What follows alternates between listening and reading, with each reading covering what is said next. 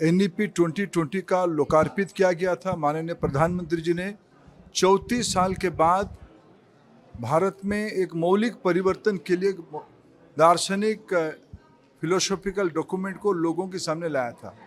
उन दिनों में स्वर्गीय डॉक्टर कस्तूरी रंगन जी को दायित्व दिया गया था भारत की भविष्य को बनाने के लिए, भारत की वर्तमान को मजबूत करने के लिए शिक्षा के माध्यम से एक नई प्रणाली लाया जाए, नई दुनिया बनाई जाए, इसकी एक सपना दिखा गया था।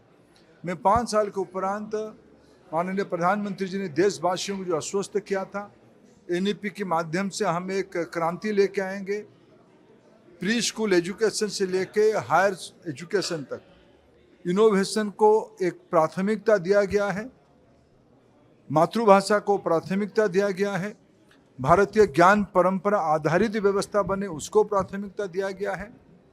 बच्चों की लर्निंग आउटकम, निपुण भारत एक जन आंदोलन बना हुआ है।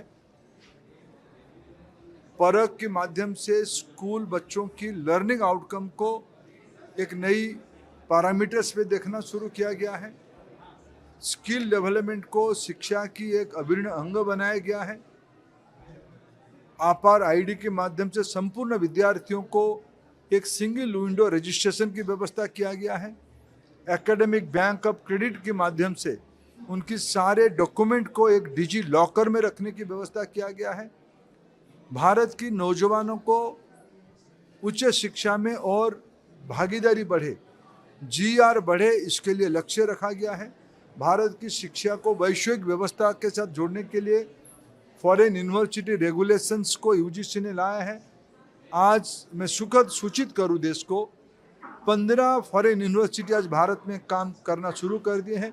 उनमें से कुछ यूनिवर्सिटी इसी साल भी पढ़ाना भी शुरू किए हैं और आने वाले 1-2 साल में बाकी लोग आ भी जाएंगे।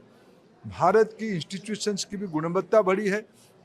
जब 2014 में QS रैंक में भारत की सिर्फ 11 इंस्टीट्यूशंस होते थे, इस बार ये बढ़ के 54 हुआ है। यह सब प्रमाणित करती है भारत की अंदर शिक्षा की आकांक्षा बढ़ी है, शिक्षा में बहुत लोग जुड़े हैं और सरकार समाज के साथ मिलके इसको एक नई ऊंचाई देने के लिए आज काम कर रही है। मैं NEP की 5th ईयर कंप्लीशन पे देशवासियों को आश्वस्त करता हूँ, देश में गुणात्मक समाज व्यवस्था के लिए शिक्षा को माध्यम करते हुए प्रधानमंत्री जी ने जो देश को वचन दिया है, हम एक नई समाज बनाएंगे, वैश्विक समाज बनाएंगे, उस काम दिशा में हम लोग काम कर रहे हैं। ऐसे ही खबरों के लिए सुदामा न्यूज को लाइक और फॉलो करना ना भूलें।